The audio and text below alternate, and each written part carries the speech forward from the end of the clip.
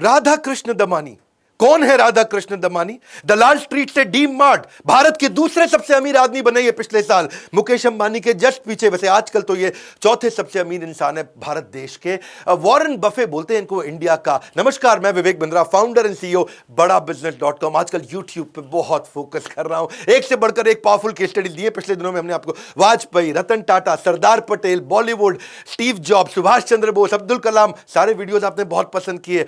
मजबूरी का नाम महात्मा गांधी आपने कमेंट बॉक्स में बोला था ना, उसमें तो मैं जरूर बनाऊंगा। इसके अलावा क्या देखना चाहते हैं? मैकडॉनल्ड्स पे या मारवाड़ी इतने अमीर कैसे बने?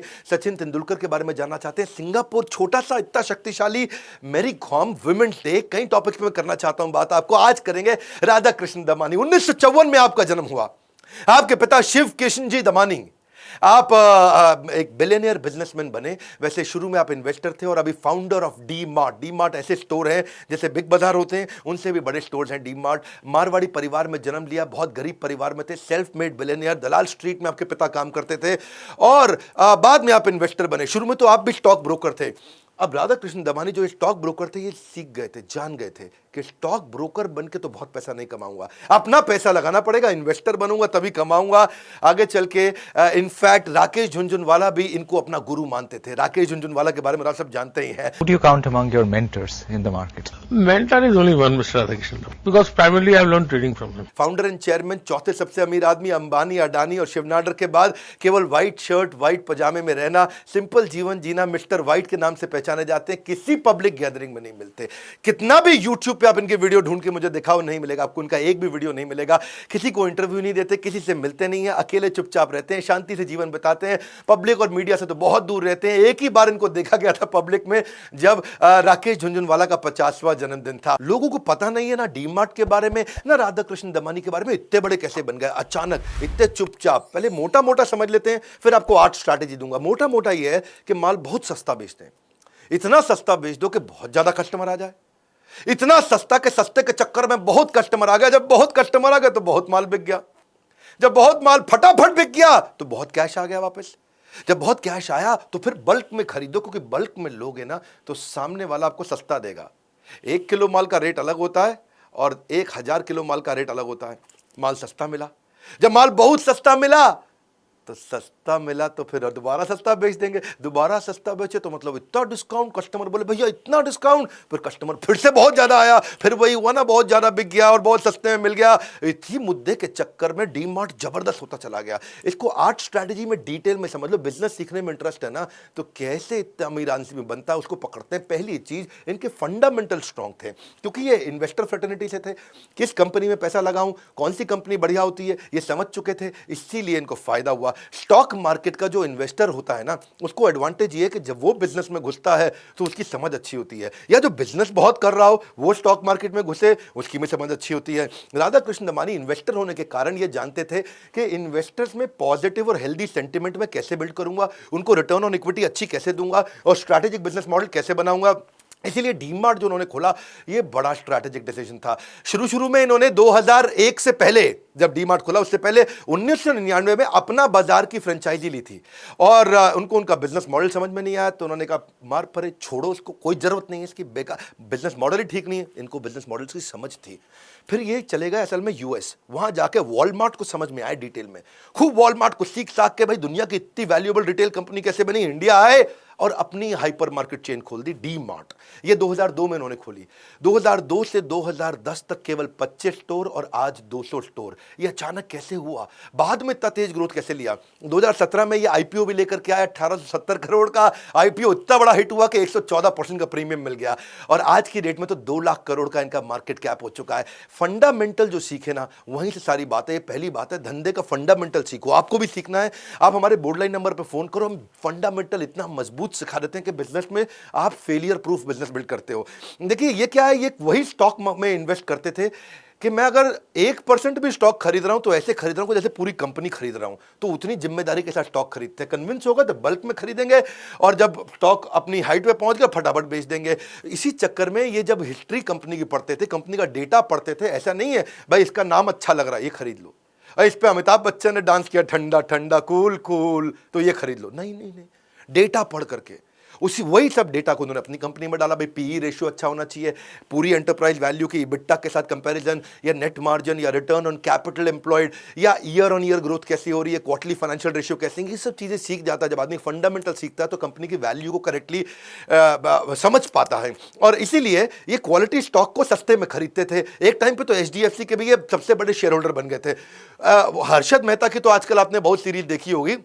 हर्षद मेहता के टाइम पे वो स्टॉक प्राइस को बढ़ा करके बेचता था, तो इन्होंने उस टाइम पे उसको उल्टा कर दिया। इन्होंने क्या किया, रिवर्स किया। उसको बोलते हैं शॉर्ट सेलिंग। इसके ऊपर कभी किसी दिन आराम से डिटेल में बताऊंगा कि नॉर्मली क्या होता है। हम शेयर खरीदते हैं, जब उसका भाव बढ़ता है तो बेचते हैं। इन्होंने उसको रिवर्स कर दिया। ये समझ गए थे हर्षद मेहता भाव बढ़ाया जा रहा है, तो जब भाव बढ़ गया तो बेच दिया। उस समय पहले बेच दिया, सस्ता होने पे खरीद लिया। इसको बोलते हैं उल्टा। ये आदमी छुपा हुआ है, कंपनी भी छुपी थी। इसके बारे में जानने में मजा बहुत आएगा, कैसे इतना अमीर बना। दूसरी strategy slotting fees.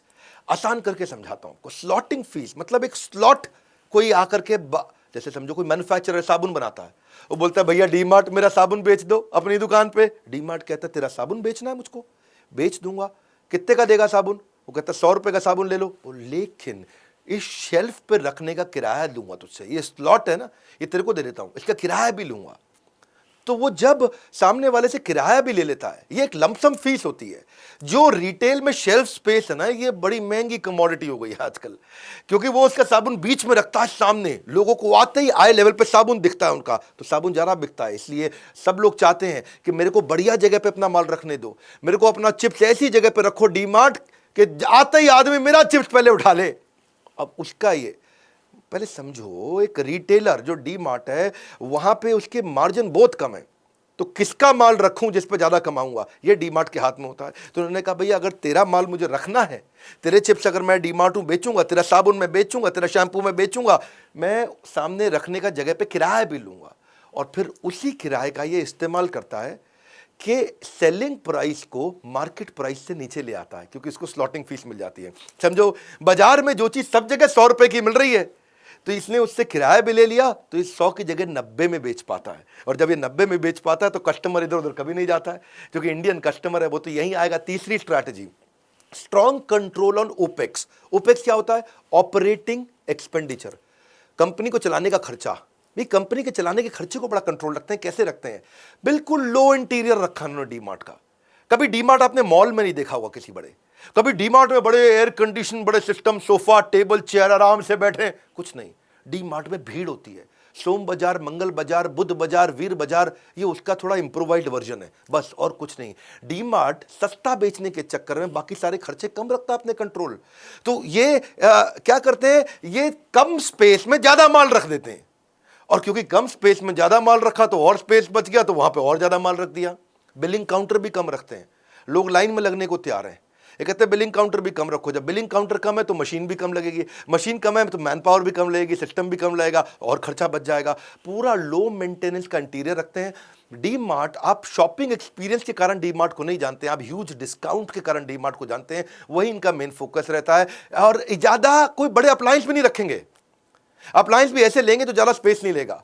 Storable food item बेचते हैं ज्यादा। स्टोरेबल फूड आइटम क्या है? जो पीछे इनके सस्ते वेयरहाउस में पड़ा रहे, जब खाली हो तो आगे लाके रख दें उसको। तो क्या है, सस्ता वेयरहाउस मतलब और कम किराया है इनके लिए। तो स्टोरेबल फूड आइटम्स, ऐसा नहीं है कि रेगुलर फूड आइटम बेचेंगे, क्योंकि उसमें तो मार्जिन कम है। अब स्टोरेबल फूड आइटम है, अगर मार्जिन कम है लेकिन वो फटाफट बिकता रहता है, तो इन्वेंट्री टर्नओवर का बेनिफिट मिलता है। फ्रेश फूड आइटम नहीं रखते, क्योंकि वो वाइड शेल्फ लेगा फ्रेश फूड आइटम, वहां ज्यादा स्टाफ चाहिए मेंटेनेंस के लिए। फ्रेश फूड आइटम क्या है? वो जो रोज खराब हो जाती है, तो उसके चक्कर में इनको रिफिल रेट बढ़ाना पड़ता है, लॉजिस्टिक्स की मेंटेनेंस की कॉस्ट बढ़ जाती है। तो स्टोरेबल आइटम रखते हैं, उससे इनका खर्चा कंट्रोल में रहता है। मेन मुद्दा क्या है? पर स्क्वायर फीट सेल्स कितनी कर देता हूं, हर स्क्वायर फीट पे कितनी सेल्स कर देता हूं। इनको सारे खर्चे कंट्रोल रखने हैं। इनके ऑपरेटिंग खर्चे, इंटरेस्ट का खर्चा तो कर्जा ज्यादा नहीं लेते, डेप्रिसिएशन या टैक्सेस उसको बचा के रखते हैं। सब कुछ 20% के अंदर रखेंगे, और फाइनली 15% 20% के अंदर रख के 5% प्रॉफिट कमा लेंगे। क्योंकि ना ये रिटेल के धंधे में मार्जिन कम होता है, माल जल्दी जल्दी बिकना चाहिए। मैं आपको समझाता हूं, मजा आने वाला है इस केस स्टडी में। एक है डी मार्ट और एक है बिग बाजार। अब फर्क समझना, पूरा गेम चेंज हो जाएगा। इजी कर दूंगा। आप मेरे चैनल पे आए हो ना, आपका टाइम बचाऊंगा और सबसे आसानी से सिखाऊंगा। समझो, पहले डी मार्ट का रेवेन्यू पूरा साल का माल बेचता है ये 24,000 करोड़, ये बेचता है 20,000 करोड़ बिग बाजार, दोनों आसपास है ना, ये 24,000 ये 20,000, लेकिन फर्क देखो, वो 24,000 करोड़ में 1300 करोड़ का प्रॉफिट कर लेता है और ये 20,000 करोड़ में खाली 15 करोड़ का प्रॉफिट कर पाता है। बेचते तो आसपास ही है 24 और 20, लेकिन प्रॉफिट क्या है 1300 करोड़ और केवल 15 करोड़। अब देखो इन्वेंट्री जब साल खत्म होता है इसके पास इन्वेंट्री 2000 करोड़ की रहती है खाली, लेकिन ये भाई 5000 करोड़ की बिग बाजार इतनी इन्वेंट्री अपने पास रख के पड़ा है। इतनी इन्वेंट्री तेरे पास है, जब तू बेच ही नहीं पाएगा तो काम कैसे करेगा? समझो मेरी बात को, ये जो डी मार्ट है ये जब माल बाजार से लेके आता है 30 दिन में बेच देता है। बिग बाजार जब माल बाजार से लेके आता है तो 90 दिन में बेच पाता है। फर्क समझना इस बात का, इससे फर्क क्या पड़ता है भाई, 30 की जगह 90 दिन में बेच तो क्या फर्क है? लेकिन तूने अगर इतना माल रखा अपने पास, बाजार में पैसा दिया, माल लिया, इतने दिन तक पड़ा रहा, वो 30 दिन में बेच रहा है, तू 90 दिन में बेच रहा है, इसका मतलब क्या है? 90 दिन की इंटरेस्ट कॉस्ट भी तो आती है भैया। 90 दिन जो मैंने पैसा बाजार में फेंक रखा है और मैं उस पर कमा नहीं पा रहा, 90 दिन बाद कमाऊंगा, उसका नुकसान है। यही दिक्कत आती है। और दूसरी बात क्या है कि ये बाजार में ज्यादा उधार लंबा नहीं रखता है। डी मार्ट जो है, डी मार्ट को बाजार में खाली 20 करोड़ लेने हैं और फ्यूचर रिटेल यानी बिग बाजार को 700 करोड़ रुपए लेने हैं। इसका मतलब क्या है भाई, एक तो तेरा खाली 15 करोड़ का प्रॉफिट और 700 करोड़ रुपए तेरा बाजार में पड़ा हुआ है। 15 करोड़ तेरी जेब में है, 700 करोड़ तेरा बाजार में फैला हुआ, तो पैसा ही नहीं उठा पा रहा अपने बाजार से। और ट्रेड पेबल को समझो आप, इजी करता हूं, बहुत मजा आएगा आपको। ट्रेड पेबल क्या है कि डी मार्ट 1300 करोड़ के प्रॉफिट में खाली 400 करोड़ बाजार में देना है, इसको देना है, ये जल्दी जल्दी दे देता है। लेकिन वहां बिग बाजार प्रॉफिट है 15 करोड़ का और बाजार में इसने 5,500 करोड़ देना है। प्रॉफिट है 15 करोड़ का, बाजार में 5,500 करोड़ अभी देना है। ये फर्क समझिए कि मेरी जेब में पैसा है नहीं, दूंगा कैसे लोगों को? जब पैसा ही 15 है और 5,500 देना है, कहां से दूंगा? इसका मतलब बिग बाजार पे हमेशा कैश कम रहता है, इसलिए उसको लोन लेना पड़ता है, इसीलिए उसकी इंटरेस्ट कॉस्ट ज्यादा होती है। और जब ये बाजार को टाइम से देगा ही नहीं पैसा, तो बाजार भी इसको सस्ता माल नहीं देगा। अरे बिग बाजार को माल मत दो भैया, डी मार्ट को दे दो, पैसे टाइम से आ जाते हैं। यही चक्कर है कि जब ये 2017 में थे ना, 2017 में इसका 600 रुपए का शेयर था, आज 4 साल के बाद 3,000 रुपए का हो गया। और उसका 2017 में 250 रुपए का शेयर था अपने बिग बाजार का, आज 75 रुपया रह गया। ये फंडामेंटल्स जानते थे राधाकृष्ण दमानी, क्योंकि ये इन्वेस्टर थे, फंडामेंटल जानते थे। 600 रुपए से शेयर मार्केट में अपने प्राइस को जब 3,000 तक पहुंचाया तो इन्वेस्टर को 5 गुना का फायदा हुआ। और ये 250 से गिर के आज 75 रह गया, यानी केवल 1/3 रह गया। यही कारण है कि इसका मार्केट कैप बढ़ा। आज ये इतने अमीर कैसे बने? आपके मन में आता होगा ना भाई, इतने अमीर कैसे बने, इतने अमीर कैसे बने? कंपनी की वैल्यू बढ़ गई। इनकी कंपनी बन गई 2 लाख करोड़ की, क्योंकि फंडामेंटल अच्छे थे। इनकी कंपनी रह गई खाली 4,000 करोड़ की। 4,000 करोड़ और 2 लाख करोड़ बहुत फर्क है ना? ये फंडामेंटल जब अच्छे रखोगे ना, जब आप फंडामेंटल सीख जाओगे बिजनेस के, तो फेलियर प्रूफ बन जाएगा। रियल बिजनेस किया राधाकृष्ण दमानी ने, है जी। इनके इतने गरीब थे, मुंबई में एक कमरे से निकले थे और आज भारत के दूसरे या चौथे, कभी दूसरे कभी चौथे, आजकल चौथे नंबर पे चल रहे हैं, चौथे सबसे अमीर आदमी हैं। आप फंडामेंटल सीखो, हम आपको सिखाते हैं ना, working capital, finance for non finance, legal, execution कैसे करते हैं, ऑपरेशंस कैसे बिल्ड होगा, ईआरपी की टेक्नोलॉजी, $0 मार्केटिंग, बिजनेस ऑटोमेट कैसे होगा, स्टार्टअप कैसे शुरू करते हैं, fund raise, how to sell, human resource, e commerce, business के बारे में सब कुछ सिखाना, आसान भाषा में, Hindi videos, customer service, hand holding support, passive income, export import, customer relationship management, debt management, stock market, ये सारे कोर्सेज हम आपको सिखाते हैं जिससे आप ग्रोथ लेते हैं। चलो वापस आते हैं डी मार्ट पे फिर से। चौथा स्ट्रैटेजी क्या है? Partner with the partner. Partner के साथ पार्टनरशिप पूरी निभा लो ताकि परचेज प्राइस हमेशा ही कम रहे। देखो 2 तरह के डिस्काउंट लेते हैं। तू तेल साबुन शैम्पू बेचता है, मैं डी मार्ट में तेरा सारा माल बेच दूंगा, लेकिन मेरे को 2 डिस्काउंट चाहिए। पहला डिस्काउंट क्या? तुझे पैसा जल्दी दूंगा इसलिए मुझे कैश डिस्काउंट दे दे। दूसरों से सस्ता माल चाहिए मुझको, दूसरे लोग कब पेमेंट देंगे मैं अभी दे रहा हूं, कैश डिस्काउंट दे। और दूसरा है वॉल्यूम डिस्काउंट। वॉल्यूम डिस्काउंट क्या है? मैं ज्यादा माल खरीदता हूं इसलिए मैं ज्यादा डिस्काउंट लूंगा, है जी। बताया था ना अभी आपको, 1 किलो का रेट अलग है, 1,000 किलो का रेट अलग होता है। बेसिकली फर्क क्या है? जो डी मार्ट का क्रेडिट साइकिल है, वो डी मार्ट 7 दिन के अंदर अपने सप्लायर को पैसा दे देता है। अगर उसे आज सोमवार को मैंने सामान लिया, तुम्हारा तेल साबुन शैम्पू, अगले सोमवार तक पैसा ले जाओ, कुछ 1 हफ्ता कुछ भी नहीं होता। जबकि बाकी लोग सारे के सारे, रिलायंस जैसे लोग, ये 30 दिन में पैसा वापस करते हैं।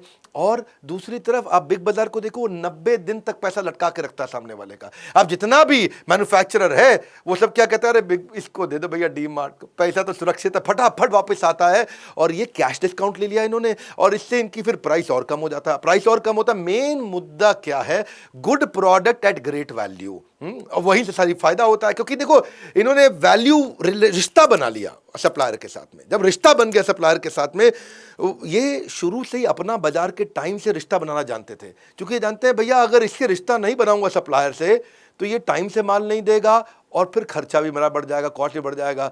पर इसी चक्कर में जब मैन्युफैक्चरर से सीधा रिश्ता बन गया तो मिडलमैन भी खत्म हो गया, क्योंकि सीधा मैन्युफैक्चरर से मान लिया।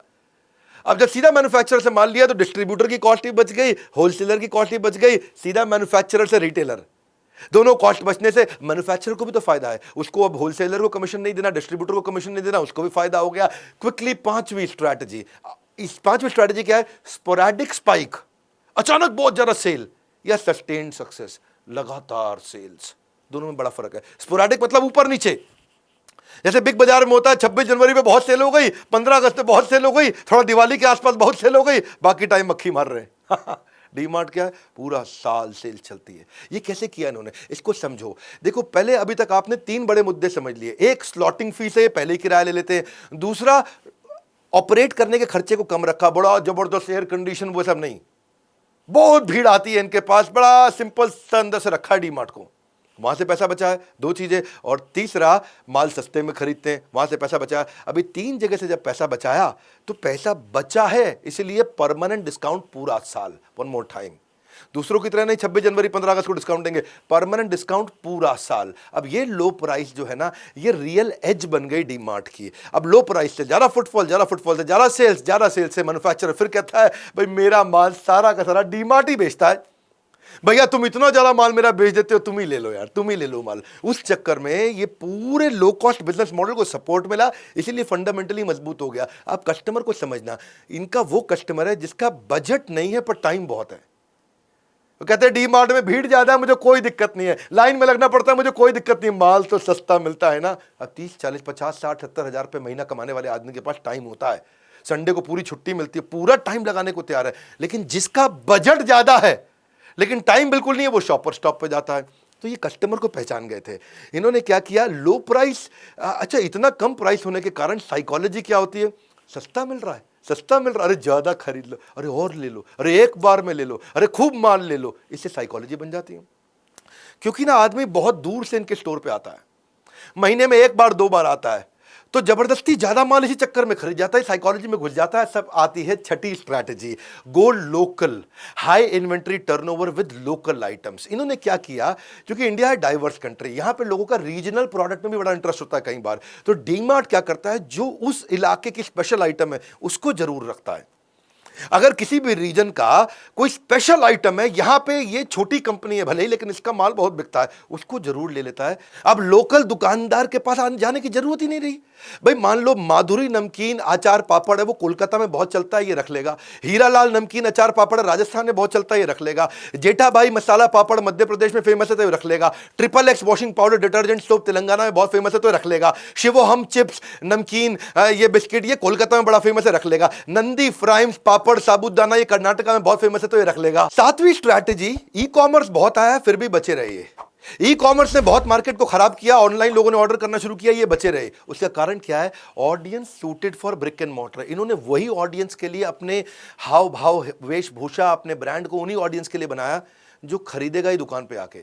क्यों, इनकी ऑडियंस कौन है, इनकी ऑडियंस है middle class and lower middle class. उसको आज भी ऑनलाइन खरीदने की आदत नहीं है। ऑनलाइन कौन खरीदता है, दिल्ली, हैदराबाद, बैंगलोर, पुणे, मुंबई या बहुत बड़े शहरों के लोग ऑनलाइन ज़्यादा खरीदते हैं। ये छोटा अमीर आदमी नहीं, एवरेज आदमी, उसको क्या चाहिए, एक्सीलेंट प्रोडक्ट मिल जाए, ब्रांडेड क्वालिटी मिल जाए, लो कॉस्ट पे मिल जाए, वो वाला कस्टमर बेस इनके पास आ गया। अब D mart is operating majority of business in सारा ब्रिक एंड मॉर्टर। हालांकि इन्होंने ऑनलाइन की तैयारी करी, पर जो लो इनकम ग्रुप है वो आज भी ऑनलाइन नहीं जाता, और इसी चक्कर में जब सबको नुकसान हुआ, डी मार्ट हमेशा बचा रहा। 8वीं स्ट्रैटेजी बहुत जबरदस्त है, मजा आ जाएगा। मैं तो डी मार्ट बताने में ना दिल खुश हो जाता है। ऑर्गेनिक एक्सपेंशन, राधा कृष्ण दमानी असली बुद्धिमान थे, शुरू में कोई जल्दी नहीं करी, रियल बिजनेस बनाया, रियल बिजनेस। कोई जल्दी नहीं करी शुरू में, एकदम धीरे धीरे चले। पहले उन्होंने क्या किया, मैं सारे के सारे सप्लाई चेन को कंट्रोल कर लूं, मैं प्रॉफिटेबिलिटी को कंट्रोल कर लूं, हर स्टोर को पहले प्रॉफिटेबल बना दूं, बाद में एक्सपैंड करूंगा। इसलिए वो पूरा कंट्रोल लेकर के आए। पूरे 17 साल में आज तक एक भी साल ऐसा नहीं गया जब डीमार्ट ने प्रॉफिट नहीं बनाया हो। आज तक एक भी इनका स्टोर बंद नहीं हुआ। आज तक इनका एक भी स्टोर में सामान स्टॉक कम नहीं पड़ा। आज तक एक भी स्टोर इंडिविजुअली कभी लॉस नहीं किया। ये कैसे किया इन्होंने? अब आते हैं असली गेम चेंजर। एक और 80% स्टोर इनके खुद के हैं, यानी कि वो प्रॉपर्टी इनकी खुद की है। ये कोई भी स्टोर को शहर के अंदर नहीं खरीदते, थोड़ा बाहर खरीदते हैं, सस्ती प्रॉपर्टी पे खरीदते हैं, ताकि थोड़ा दूर तक आदमी आए। वो तभी आए जब वो बहुत सारा सामान लेना हो उसको। ये भी इनकी स्ट्रैटेजी है। गली मोहल्ले की दुकान तो आदमी पास में थोड़ा सा ले आता है, इनके पास जब आता है सस्ता देखता है, दूर तक आता है, बहुत ज्यादा लेता है। मुद्दा क्या है, ये कर्जा नहीं लेते तो इनके फाइनेंशियल स्ट्रांग होते हैं। अब इनकी प्रॉपर्टी खुद की है तो वहां रेंट नहीं देना, रेंट नहीं देना तो रेंट का आउटफ्लो नहीं होता। इतना बड़ा एरिया उसका रेंट नहीं जाएगा तो कैश फ्लो इनका मजबूत रहता है। और यही सारे पैसे को ये अपने स्टोर को दोबारा खरीदने में इस्तेमाल करते हैं। सबर्बन एरिया में है, जमीन सस्ती पड़ेगी। जिन दिनों 2002, 3, 4 में प्रॉपर्टियां सस्ती रही, तब शुरुआत इन्होंने करी थी। पहले 8 साल में 25 स्टोर खोले, अगले 8 साल में 175 स्टोर खोले। आप सोचोगे कि भाई ये सारे के सारे स्टोर खुद के खरीदे, मेरे पास तो पैसे नहीं, मैं कैसे करूं? सीखने की बात है, मेरे चैनल पे आए हो, सीखोगे आप। ऐसे समझो कि अगर राधा कृष्ण दमानी कोई स्टोर खोलते हैं और खोलने में 3 लाख रुपए लगता है, तो उन्होंने पहला स्टोर 3 लाख रुपए लगा के खोल लिया और हर साल वो स्टोर 1 लाख रुपए बचा के देता है मुझको। तो पहले साल उस स्टोर से 1 लाख मिला, दूसरे साल 1 लाख और मिला, तीसरे साल 1 लाख और मिला, तो 3 साल के बाद जाके इनके पास 3 लाख रुपए फालतू बचे। तब जाके इन्होंने दूसरा स्टोर खोला, क्योंकि अब 3 लाख रुपए बचे। नया स्टोर खोलने में 3 लाख लगते थे। अब टोटल कितने हो गए जी? 2 हो गए पहले साल में, फिर 3 साल के बाद 2 स्टोर हुए, आराम से खोले। अब 2 स्टोर हो गए और कितना बचता है जी? 1 लाख रुपए हर साल बचता है। अब 2 स्टोर का मिला के जब 1-1 लाख बचता है तो 1.5 साल में 3 लाख रुपए हो गया। अब 1.5 साल के बाद इनके 3 स्टोर हो गए, क्योंकि पैसा बचाते थे फिर नया लेते थे। अब 3 स्टोर है, हर साल एक स्टोर 1 लाख देता है। तो अब एक ही साल के अंदर जब तीनों ने 1-1 लाख दिया तो 3 लाख रुपए हो गए, तो खुल गया इनका चौथा स्टोर। ऐसे करते करते इन्होंने, जब इनके स्टोर बढ़ गए और इनके 50 स्टोर हो गए, और 50 स्टोर 50 लाख रुपए अगर कमा के दे रहे हैं मुझको, तो कम से कम 16 स्टोर उस साल खुलेंगे। इसीलिए इनके शुरुआत में इन्होंने कम खोले, बाद में इन्होंने बहुत तेज खोले, क्योंकि जो पैसा कमा के लेके आते थे उसी से खरीद लेते थे। तो ना बाद में हमारे को देना है किसी को रेंट, और ना बाद में किसी को लोन का देना इंटरेस्ट। इससे हो गया ऑर्गेनाइजेशन और मजबूत।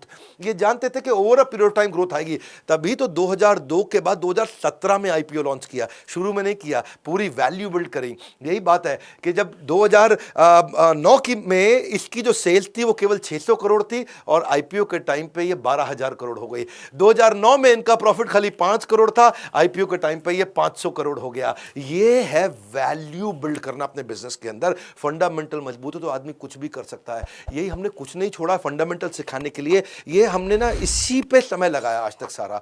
क्यों हम इतने बढ़िया बढ़िया केस स्टडी देते हैं। इनको अगर डिटेल में सीखना चाहते हो, brand management, family run business, process develop कैसे करोगे, डिजिटल कैसे जाओगे, बिजनेस आइडियाज कैसे बिल्ड करोगे, ऑनलाइन रेपुटेशन कैसे तैयार करोगे, बिजनेस को ऑटोमेट कैसे करोगे, रिटेल मैनेजमेंट, इंटेलेक्चुअल प्रॉपर्टी, हमने स्टेप बाय स्टेप जाते हुए हजारों वीडियोस के साथ, फ्रेमवर्क के साथ, रीडिंग मटेरियल के साथ सीरियस आदमी के लिए अमृत बना दिया। बोर्ड लाइन नंबर है आपके लिए 9810544443। फोन करिए, पता करिए। एक बात बताऊं, इस वीडियो को जरूर शेयर करिएगा सबको, और नीचे कमेंट बॉक्स, मेरा आपका रिश्ता है इस कमेंट बॉक्स में। अब तो मैं वही वीडियोस बनाता हूं जो आप मुझे बताते हैं बनाने के लिए। रियल वैल्यू क्रिएट कर रहे हैं आपके लिए। मैंने कसम खाई आपका टाइम बचा करके राइट वैल्यू दूंगा आपको, कंटेंट की ऐसा दूंगा जो कहीं नहीं मिलेगा। Animated, super solid, super fast. हमारे साथ जुड़े रहने के लिए, इस वीडियो को सोच के कौन से दोस्त को काम आएगा शेयर करने के लिए लाइक इसलिए करिए क्योंकि फ्री में भी तो इतना कंटेंट देते हैं, उत्साह बढ़ता है। अगर नए आए जरूर सब्सक्राइब करिए। हमारे साथ जुड़े रहने के लिए आप सबका हृदय की गहराइयों से प्रेम पूर्वक मुस्कुराहट से धन्यवाद।